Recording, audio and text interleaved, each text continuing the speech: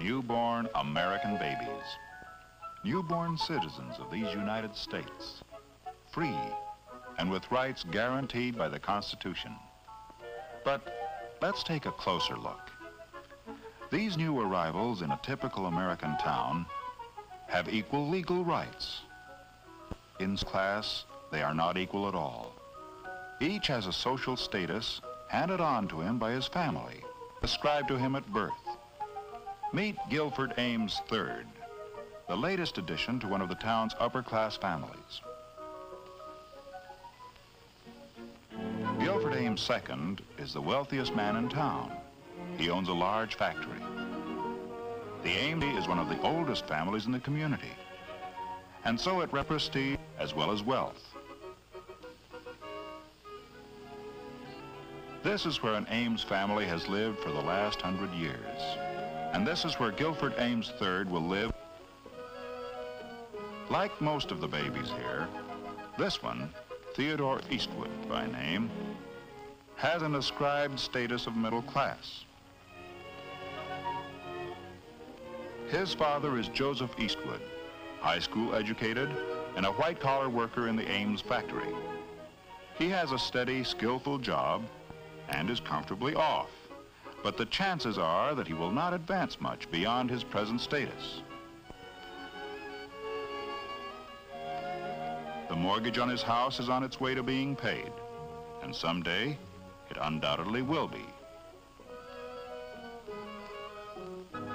Although young Ted Eastwood has an ascribed status of middle class, the best status he achieves during his lifetime may be higher than the one he was born with. It could be true to maybe David Benton, whose ascribed status is lower class. David's father is Michael Benton, an unskilled factory worker who has a meager education. Mr. Benton rents the upper floor of a two-family house in a rundown section of town. The ability to rise from an ascribed status to an achieved one is called vertical mobility and is particularly characteristic of the United States. There are class lines within each general group, and these vary geographically and in relation to nationality, religion, and race. Class exists in the United States as it does everywhere, and it plays a vital part in the life of every community. Let us follow the lives of these three babies and see how class affects them.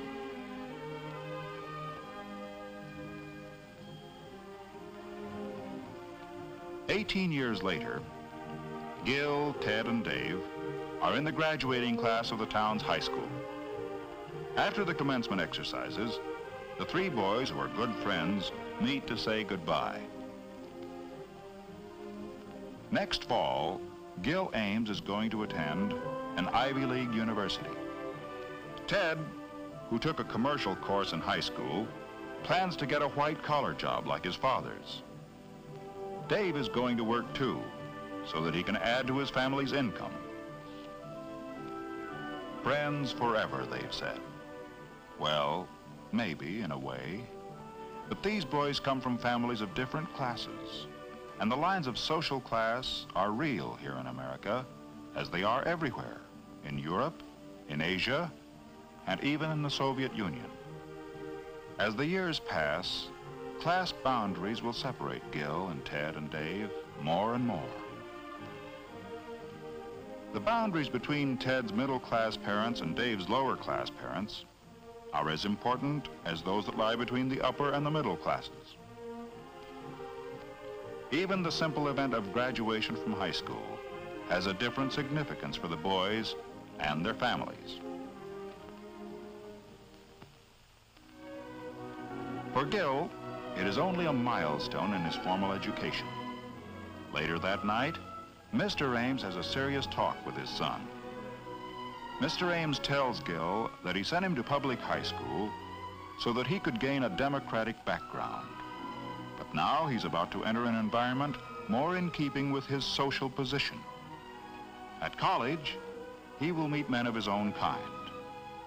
Gil understands, because already he has developed an awareness of his class, its patterns, and its rules.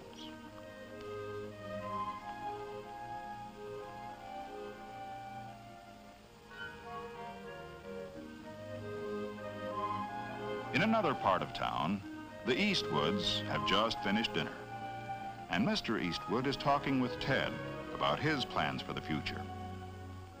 Ted's record in high school was generally good, but there was one subject in which he excelled: drawing. Ted would like to do something professionally in the art field, but his father discourages him.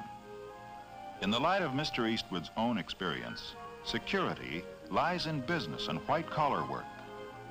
Ted sees his father's point of view and agrees that the commercial courses he took in high school have prepared him for office work, and so that's the kind of job he'll look for.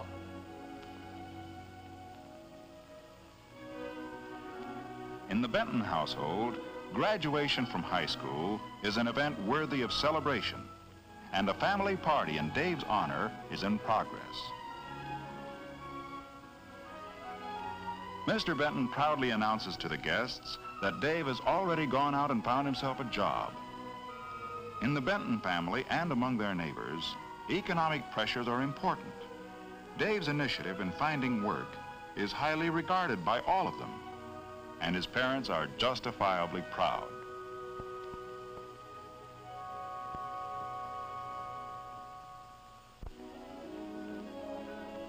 Four years later, Dave, 22 now, has a job at a local gas station. Although he's still only a gas station attendant, he's studying to be an automobile mechanic. The driver of the car is his old friend of high school days, Gil Ames. Gil has graduated from college now and is on his way to start work in his father's factory. Dave is going to be married just as soon as his job of auto mechanic comes through.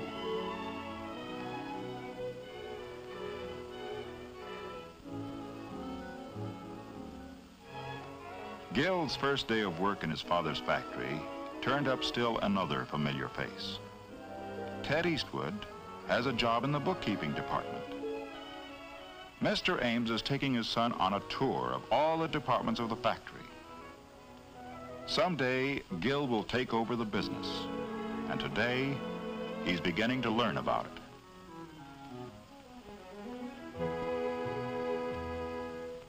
Kind of rocked you, didn't it? Gil Ames with his future all laid out for him. But you're Ted Eastwood, stuck in a job you'll be in all your life. Why don't you get out? What's keeping you here anyway? Mary Blakesley? You thought you'd marry her. But remember what she said that day in the car? Her car, of course. But can't you see it's impossible, Ted? It's not just money. We live in different worlds. Sure, different worlds inside this town, but there are other worlds, bigger towns. You've got some money saved, go to New York. Give it a try for 6 months. And if you fail, only you're not going to fail. And Ted didn't fail. He had talent and the ability to work hard. He started with a job in the art department of a large advertising agency. They called him a production assistant, but actually, he was a sort of a glorified errand boy. But at least he was through with bookkeeping and close to the kind of work he liked.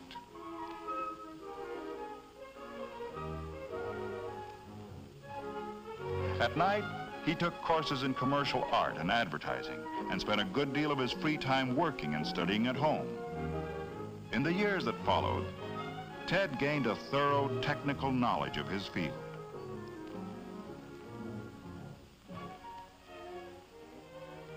By the time he was 30 years old, he was the head of the art department of an advertising agency. Horizontal mobility, moving from one place to another, has resulted in vertical mobility for Ted Eastwood. a movement upward from his ascribed status to an achieved status that is largely the result of his professional standing. Class lines are drawn differently in a large city like New York, although they are still there. Here, professional standing, power, and wealth are of great importance. It is possible for members of socially prominent families, theater people who may have come from the lower class, and successful businessmen of the middle class to mix socially, and Ted is an accepted member of the group.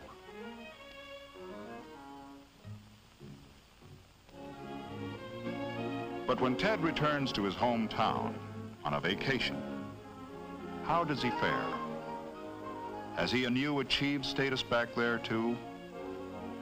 When he meets the girl he wanted to marry, have things changed? The town is small enough so that Mary has heard about Ted's success in New York. But this isn't New York. Mary is married to Gil now, and although they are friendly enough toward Ted, he still isn't part of their world, and he never will be. In this town, the ascribed status of his parents is still the class to which he belongs.